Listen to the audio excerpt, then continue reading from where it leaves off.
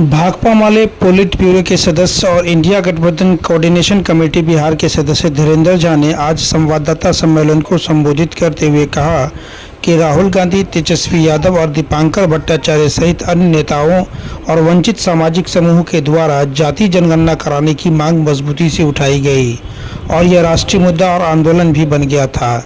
इस दबाव में केंद्र सरकार के द्वारा यह कदम उठाया गया है। यह इंडिया गठबंधन की बड़ी जीत है क्योंकि यह सवाल 2024 के लोकसभा चुनाव के इंडिया गठबंधन की घोषणा पत्र का अहम मुद्दा बना था। उन्होंने कहा कि बिहार सरकार द्वारा 65% आरक्षण को लागू करने के सवालों के प्रति केंद्र सरकार का रवैया कटघरे में है। इसको टालने का आधार नई घोषणा को नहीं बनाया जाना चाहिए। 4 मई को महागठबंधन दलों की प्रतिनिधियों का सम्मेलन पटना में होने जा रहा है, उससे आगे की रणनीति भी बनेगी। आगे उन्होंने जोर देकर कहा कि महागठबंधन के पक्ष में चौतरफा माहौल बन रहा है और 2025 में महागठबंधन की सरकार बनने जा रही है। इस अवसर पर उन्होंने क्या कुछ कहा, चलिए आपको विस्तार पूर्वक दिखाते हैं। दरभंगा से मोहम्मद रसीम की रिपोर्ट। संसद में और पूरे देश में जाति गणना को नकारने वाले, जाति गणना के एजेंडा को विभाजनकारी बताने वाले, समाज में टूट पैदा करने वाला एजेंडा बताने वाले अंततः जन दबाव में, जन आंदोलन के दबाव में उनको झुकना पड़ा है और जाति गणना को राष्ट्रीय स्तर पर कराने का फैसला लिया गया है। आम जनगणना के साथ जाति गणना भी होगी, इस बात का फैसला कैबिनेट के जरिए किया गया है। इस मसले पर ये से पूरे देश में एक लोगों में खुशी है, बहुजन समाज में व्यापक खुशी है, लेकिन इसके साथ ही साथ बिहार सरकार की ओर से जो 65% आरक्षण का कानून बनाया गया, उस कानून को लागू करने के दिशा में भी कदम बढ़ाना चाहिए। घोषणा को 65% आरक्षण के कानून को कमजोर करने के दिशा में यदि एक ढाल के रूप में इस्तेमाल किया जाएगा तो इसका हम लोग विरोध करेंगे। साथ ही साथ जाति गणना का स्वरूप क्या होगा, उसकी मॉडलिटीज क्या होगी, उसका टाइमलाइन क्या होगा, ये देश की जनता पूछ रही है और सरकार को उसका जवाब देना चाहिए। और सभी दलों को, राष्ट्रीय और राज्य मान्यता प्राप्त तमाम दलों को साथ लेकर के जाति गणना के काम को एक पुख्ता के आधार पर भारत में होना चाहिए।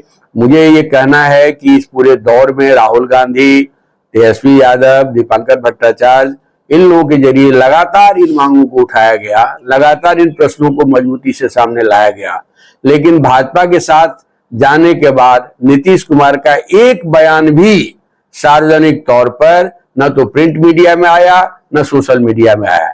भाजपा ने उनके मुंह पर ताला लगा दिया था। यहां तक कि उन्हीं के नेतृत्व में बिहार में जो जनगणना हुई, जाति गणना हुई और उसके आधार पर जो 65% रिजर्वेशन का प्रावधान लाया गया, उसको लागू करवाने को लेकर के भी नीतीश जी की सरकार ने भाजपा पर कभी कोई दबाव नहीं बनाया और उसको कहीं से एजेंडा नहीं बनाया। इसलिए ये बिहार के लिए ये बहुत महत्वपूर्ण बात है कि बिहार में सामाजिक एजेंडा की जो ताकतें हैं, सामाजिक न्याय की जो ताकतें हैं, वो सामाजिक एजेंडा के प्रश्न को आगे बढ़ा रही है और हम लोगों को लग रहा है कि इससे एक व्यापक माहौल बिहार में बना है और यहाँ कोई भी तिक्रम की जो ताकत है उसको जगह नहीं मिलेगी। एक बात। दूसरी बात जो इस मसले पर हम कहना चाह रहे हैं कि 4 तारीख को, यानी कल कहिए तो महागठबंधन दलों का एक राज्य स्तरीय प्रतिनिधि सम्मेलन पटना में हो रहा है। उस सम्मेलन से एक आगे की रणनीति पूरी बनाई जाएगी और 2025 में भाजपा को, एनडीए की सरकार को बिहार से कैसे बाहर किया जाएगा, इसको लेकर के हम लोग मजबूती से काम करेंगे। और लेकिन इस संदर्भ में जो बात आपके बीच में हम रखना चाहते हैं कि मिथिलांचल में पिछला 2020 में महागठबंधन का प्रदर्शन बहुत खराब रहा।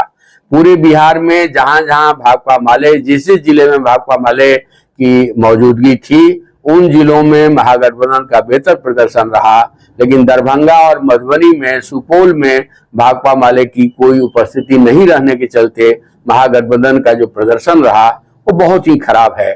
इस पहलू पर भी महागठबंधन दलों को विचार करना चाहिए और खास करके सबसे बड़ा दल होने के नाते राजद को इस दिशा में सोचना चाहिए और एक समग्र तौर पर जो बिहार का परिदृश्य है उसमें यदि बेहतर तौर पर यदि हम लोग इस दिशा में आगे बढ़ेंगे तो 2025 में राजग अपने ही भार तले बिखरेगा और महागठबंधन की सरकार बिहार में बनेगी।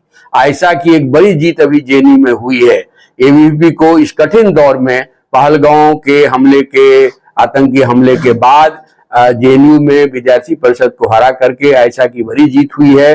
उस संगठन के जो राष्ट्रीय महासचिव प्रसेनजीत कुमार हैं वो भी उसके एक वक्ता हैं।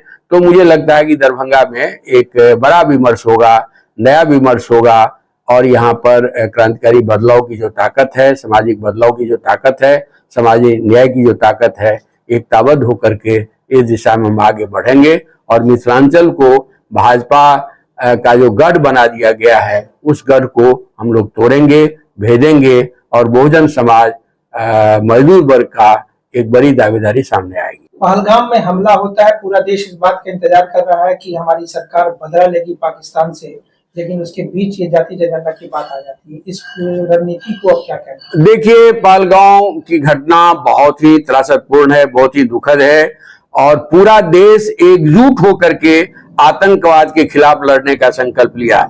मैं कश्मीर के लोगों को कृतज्ञता जाहिर करूंगा कि पहली बार संपूर्ण कश्मीर सड़कों पर उतर करके तमाम पार्टी, तमाम संगठन, व्यापारी, तमाम तरह के लोग सड़कों पर उतर करके लोगों ने कहा कि ये हमारी कश्मीरियत पर हमला हुआ है और ये आतंकवाद के हमले के खिलाफ हम हैं और बड़े स्तर पर लोगों ने सैलानियों को मदद किया है। इतिहास में वो एक पहलू सदा के लिए दर्ज हो गया है। कश्मीर ने अपना विधानसभा बुला करके वहां अपोलॉजी लिया और वहां उसने अब्दुल्ला साहब ने मैंने एक दुख प्रकट किया और उन्होंने कहा कि भारत सरकार जो भी कदम उठाएगी हम उसके साथ हैं। ये इनका एजेंडा नहीं चल पाया।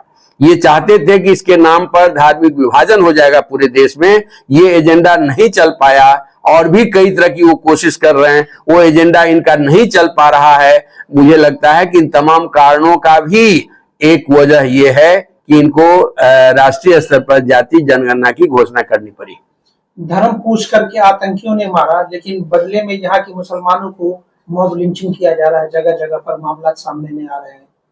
उसको अब किसने? नहीं, हम लोगों ने तो इसका पूरा, हमारे आयशा के लोगों ने विद्यार्थियों के साथ, छात्रों के साथ, छात्राओं के साथ, ट्रेडर्स के साथ जहां जो घटना हो रही है हम उसका मुखालफत कर रहे हैं। और सबसे बड़ी बात है कि आतंकी हमले के शिकार परिवार की महिलाएं मजबूती से इस बात को कह रही है कि कश्मीर के लोगों ने तो मुझे बचाया है, कश्मीर के लोगों ने जान दे करके, खून दे करके, हर तरह का सेवा दे करके हमारी रक्षा की है। इसलिए इस मसले का धार्मिक आधार पर विभाजन के रूप में इसको आगे नहीं बढ़ाया जाना चाहिए। तमाम लोगों को मिल करके, आतंकवाद एक बीमारी है, आतंकवादी एक व्याधि है, इसका मुकाबला करना चाहिए। सवाल पूछने पर नेहा सिंह राठौर पर केस कर दिया जाता है, क्या कहना चाहिए? देखिए, ये सरकार जो है मोदी जी की सरकार है। मोदी जी की सरकार को आतंकवाद से लड़ना नहीं है, मोदी जी की सरकार को जुमलेबाजी करनी है, बड़ी बड़ी बातें फेंकनी है और उनको आतंकवाद के खिलाफ लड़ाई से बहुत मतलब नहीं है। आतंकी संगठनों को, अभी तो एक बात आ रही है कि अडानी का पोर्ट है मुंद्रा एयरपोर्ट, मुंद्रा पोर्ट पर 22,000 करोड़ का मैंने ये हीरोइन और इस ड्रग्स बरामद हुए और एनआईए की रिपोर्ट आ गई कि उसके पैसे का इस्तेमाल लश्कर तोयबा को मिला। इसका जो जांच होना चाहिए, तो भारत में ही आतंकवादी संगठनों को पैसा देने का, संरक्षण देने का बहुत सारा एजेंसी है, उस पर बात हो रही है। मुंद्रा एयरपोर्ट पर हमारे पीएम साहब गए हैं, लेकिन मुंद्रा एयरपोर्ट पर ये एक अंतरराष्ट्रीय तस्करी का वो जगह बनता जा रहा है।